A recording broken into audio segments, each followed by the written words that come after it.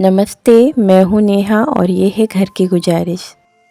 और आज का ये वीडियो उन सब के लिए है जो घर सिर्फ दीवारों से नहीं, दिल से बसाना चाहते हैं। मैं भी सीख रही हूँ ज़िंदगी से, रिश्तों से और छोटी छोटी खुशियों से। मैंने कहीं एक लाइन सुनी थी, जब पति समझदार हो तो मकान जल्दी बन जाता है, और अगर पत्नी समझदार हो तो मकान घर बन जाता है। और अगर दोनों समझदार हों तो घर मंदिर बन जाता है। और अगर बच्चे भी समझदार हों तो मंदिर स्वर्ग बन जाता है। जब मैंने पहली बार ये लाइन सुनी ना, तो मेरे दिल को छू गई। और फिर जब मैंने गहराई से सोचा और फिर अपने आसपास देखा, तब लगा कि हाँ, ये तो ज़िंदगी का पूरा सच है। अक्सर हम सोच लेते हैं कि घर पैसों से बनता है, पर देखा जाए तो जो पैसों से बनता है वो घर नहीं, मकान होता है। पर असल में जो घर बनता है वो समझदारी से बनता है। समझदारी का मतलब है थोड़ा सुनना और थोड़ा समझना। मैंने खुद देखा है, कभी कभी पति समझदार होते हैं पर पत्नी का मूड नहीं समझते। और पत्नी भी समझदार होती है। पत्नी को लगता है कि सारी जिम्मेदारी उसी के ऊपर आ गई है। घर में दोनों अगर एक दूसरे को थोड़ा थोड़ा स्पेस दे दें तो छोटी छोटी बातें झगड़ों में नहीं बदलती।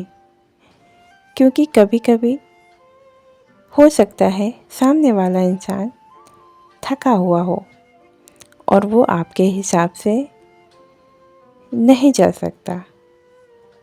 उस समय हमें छोटी छोटी बातों को बढ़ाना नहीं चाहिए, बल्कि थोड़ा सा स्पेस दे देना चाहिए, जिससे घर में सुकून बना रहता है। मैं ये सब इसीलिए बोल रही हूँ क्योंकि हर घर में छोटी छोटी सभी की गुजारिशें होती हैं। कोई चाहता है कि उसकी बात सुन ली जाए और कोई हमें समझे। हम सब समझदारी को बहुत कॉम्प्लिकेटेड समझते हैं। हमें लगता है समझदारी शायद कोई बहुत बड़ा काम है, पर असल में तो समझदारी सिर्फ इतनी सी होती है कि कब बोलना, कब चुप रहना और कब समझना। ये है असली समझदारी की निशानियाँ, जो हम सब में होती हैं।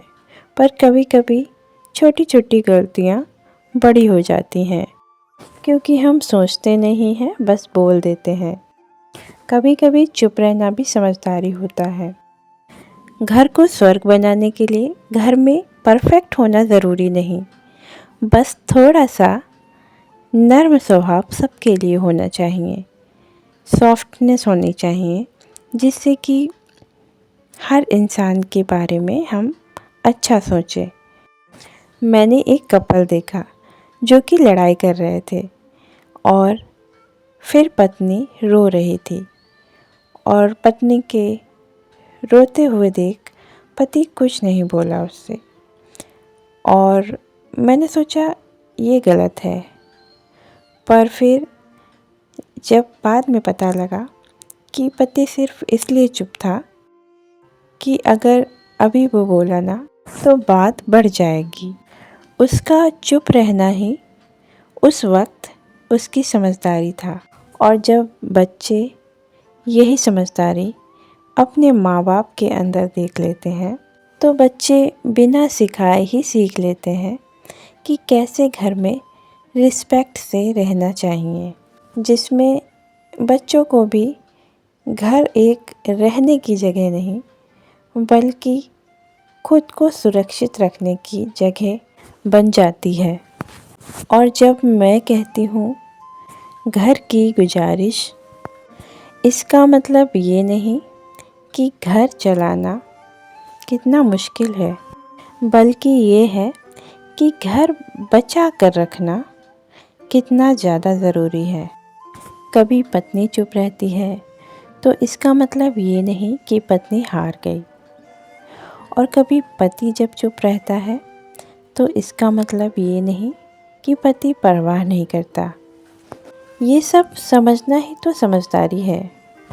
और जब ये समझदारी घर के हर कोने में आ जाती है तो दीवारें पत्थर नहीं रहती, वो प्यार और सुकून से भर जाती हैं।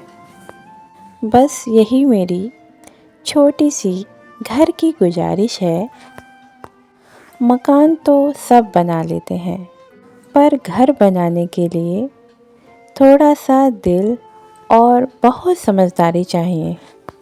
हो सकता है आप लोगों में से कुछ लोग ये सोच रहे होंगे कि नेहा इतना डीपली कब से सोचने लगी, पर सच कहूँ तो ये मेरा नहीं, ऊपर वाले का इशारा है।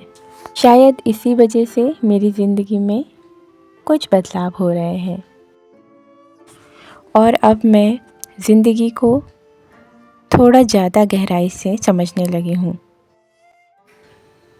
फ्रेंड्स, आप सभी को अगर मेरे घर की गुजारिश अच्छी लगी हो तो मैं आप सभी के साथ इसका दूसरा पार्ट भी शेयर करना चाहती हूँ, और इसके लिए आपको कमेंट करके बताना होगा ताकि मुझे पता चले कि आप लोग भी इस सफ़र में मेरे साथ आगे बढ़ना चाहते हो। हाँ, अगला वीडियो जो है कुछ ख़ास होने वाला है, क्योंकि उस वीडियो में मैं ऐसे रिश्ते की बात करने वाली हूँ जहाँ पर असली सुकून शुरू होता है। उस वीडियो में मैं आपको सास बहू के ऐसे रिश्ते के बारे में बात करने वाली हूँ जो सिर्फ एक रिश्ता नहीं, घर को स्वर्ग बनाने की एक ताकत है। बहू का रिश्ता ये सिर्फ एक रिश्ता नहीं, ये एक ऐसा असली रिश्ता होता है जो घर को स्वर्ग बनाता है। आप चाहते हो कि मैं इस पर घर की गुजारिश लाऊं तो कमेंट करके ज़रूर से बताना।